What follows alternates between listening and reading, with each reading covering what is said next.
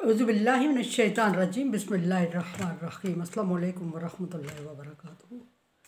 सूरह शूरा है मेरे सामने और सूरह शूरा की आयत नंबर 117 है, पारा नंबर 19 है और रुकू नंबर 10 है।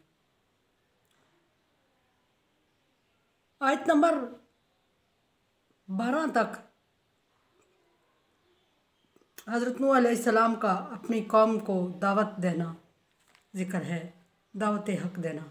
और आयत नंबर 13 में हज़रत नूह अलैहिस्सलाम की कौम ने इनकार किया और नूह अलैहिस्सलाम का तंज कौम का तंज कि तुम्हारे साथ जो लोग हैं वो कैसे हैं, और उस पर नूह अलैहिस्सलाम का जवाब ज़िक्र हुआ। और फिर नूह अलैहिस्सलाम ने फरमाया कि मैं तुम्हारे कहने पे इनको जो ईमान ला चुके हैं मुझ पर इनको भगा नहीं सकता, और मेरा काम जो है अपनी ज़िम्मेदारी बयान की कौम के सामने।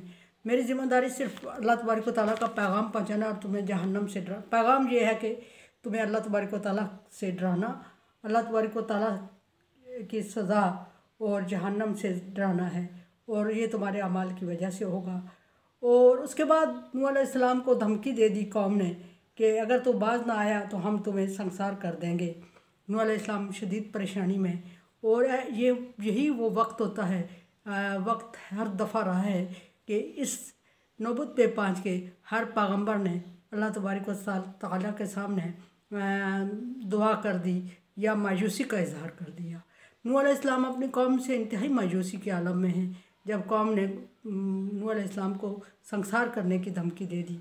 और वो कौम कोई और नहीं, उसमें नूह अलैहिस्सलाम के अपना ज़ाती बेटा भी शामिल था, और इस वजह से नूह अलैहिस्सलाम बहुत खौफज़दा भी हुए। गो कि अल्लाह तबारक व तआला की मदद साथ हो तो खौफज़दा नहीं होना, बहैसियत इंसान नूह अलैहिस्सलाम परेशान हुए। नूह अलैहिस्सलाम को संसार करने की धमकी मिली और नूह अलैहिस्सलाम अपने इस काम से अल्लाह तबारक व तआला को गवाह रख के सुबकदोश होने की कोशिश कर रहे हैं। किस काम से? न जो अल्लाह तबारक व तआला ने जिस कौम में पैगाम नबूवत से नहीं सुबकदोश वो हो भी नहीं सकते, पैगंबर ख़ुद नहीं हो सकते, उनकी अपनी मर्ज़ी से कुछ नहीं होता। लेकिन जिस कौम में अल्लाह तबारक व तआला ने नूह अलैहिस्सलाम की ज़िम्मेदारी लगाई थी कि इनको शिर्क से रोको, तौहीद बारी तआला की तरफ लाओ, उस कौम से मायूस हो के नूह अलैहिस्सलाम ने अपने काम से यानी तबलीग से दस्तबरदारी, उस कौम में तबलीग से दस्तबरदारी का अल्लाह तबारक व तआला के सामने अहद किया। और इस तरह नूह अलैहिस्सलाम अल्लाह तबारक व तआला से अर्ज़ कर रहे हैं। काला नूह अलैहिस्सलाम ने फरमाया, अर्ज़ की, रब्बी ए मेरे रब, इन्ना कौमी कज़्ज़बूनी, बेशक मेरी कौम ने मुझे जुटला दिया है, मेरी कौम मुझे मुसलसल जुटलाई जा रही है। मैं मुसलसल तेरे दीन की तबलीग कर रहा हूँ, मैं मुसलसल इन्हें तेरे हुक्म के मुताबिक डरा रहा हूँ, अज़ाब से डरा रहा हूँ, तुझसे डरा रहा हूँ, गुनाहों से और शिर्क से बचने की तलकीन कर रहा हूँ। मैं मुसलसल कोशिश कर चुका हूँ और अब इंतहा हो चुकी है कि ये मुझे ना सिर्फ धमकी दे चुके हैं बल्कि टोटल मुझे जुटला चुके हैं, और अब मुझे कोई उम्मीद नहीं है। यानी कि अपनी मायूसी का अल्लाह तबारक व तआला के सामने इतराफ़ कर रहे हैं। मुझे अब इनसे कोई उम्मीद नहीं है कि ये ईमान लाएंगे।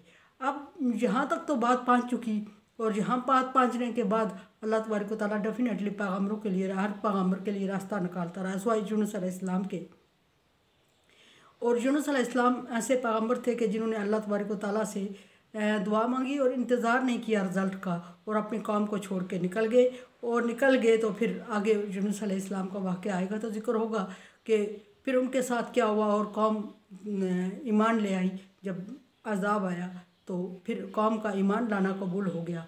लेकिन और किसी पैगम्बर की कौम का इस वक्त, जबकि पैगम्बर मायूस होकर एरिया छोड़ दे, उस वक्त अगर कोई कौम ईमान लाती है तो वो वक्त तौबा, वक्त ईमान ख़त्म हो जाता है, और उस वक्त किसी कौम का ईमान काबिल कबूल नहीं होता। इसी तरह नूह अलैहिस्सलाम की कौम का भी ईमान काबिल कबूल नहीं, लेकिन वो ईमान लाए ही नहीं। जो लोग ईमान लाए वो नूह अलैहिस्सलाम के साथ थे, और कुछ लोग, चंद एक लोग थे, और कुछ उनकी फैमिली के लोग भी ऐसे थे जो कि ईमान नहीं लाए थे, जैसे उनका बेटा और उनकी बीवी। अच्छा, नूह अलैहिस्सलाम अर्ज़ कर रहे हैं कि अल्लाह तू देख रहा है कि मैंने भरपूर कोशिश की है, और मैंने तेरे दीन की तरफ हर मुमकिन कोशिश से इनको फिरना, राग़ब करना चाहा, लेकिन इन्होंने अब हद कर दी कि मुझे धमकियाँ दी, और अब मुकम्मल तौर पे ये दीन से नाफरमान हो चुके हैं, दस्तबरदार हैं, और मैं इनसे दस्तबरदार हो रहा हूँ। और अर्ज़ करते हैं कि रब्बी इन्ना कौमी कज़्ज़बूनी, मेरे रब, मेरी कौम ने मुझे झुटला दिया है। और दूसरी आगे दुआ का हिस्सा बयान करते हैं, अर्ज़ किया कि फ़फ्तह बैनी व बैनहुम फ़तहा, ए अल्लाह तू मेरे और इनके दरमियान फ़ैसला फरमा दे। फ़तह का मतलब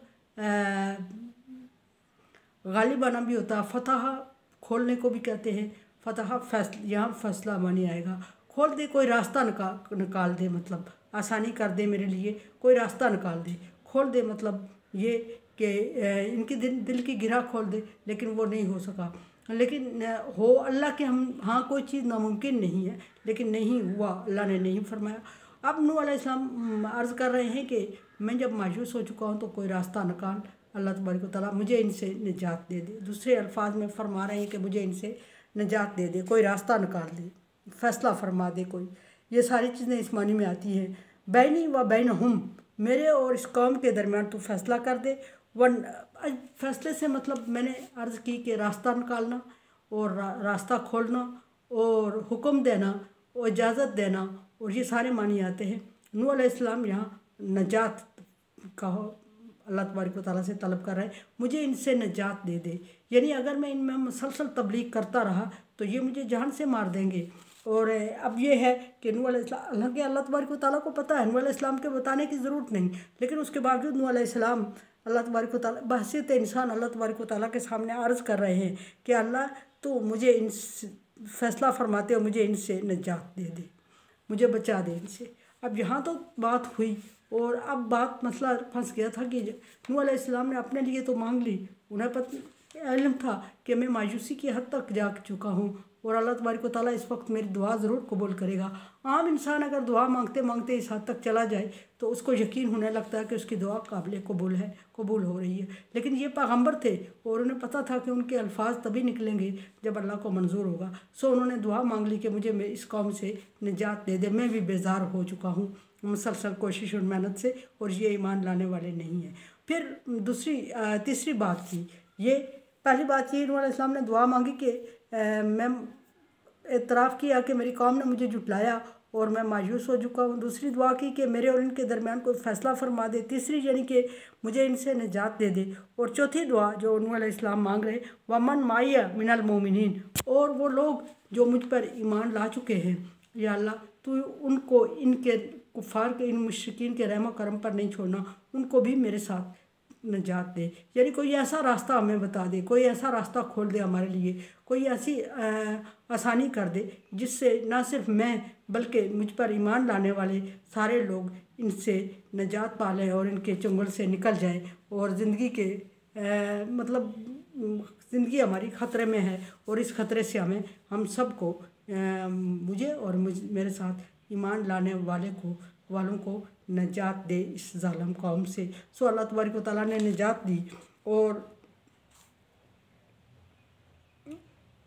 कैसे निजात दी ये इंशाअल्लाह कल ज़िक्र होगा, आज थोड़ी लंबी हो जाएगी। कुरान समझे, देखे समझे, और सब्सक्राइब करें और सदका जारिया में मेरा साथ दें। अल्लाह तबारक व तआला का हुक्म तावन वाला बिर्र व तक़वा, नेकी और भलाई के कामों में एक दूसरे से तावन करें। सो तावन करें सब्सक्राइब करके और शेयर करके। अल्लाह हाफिज़।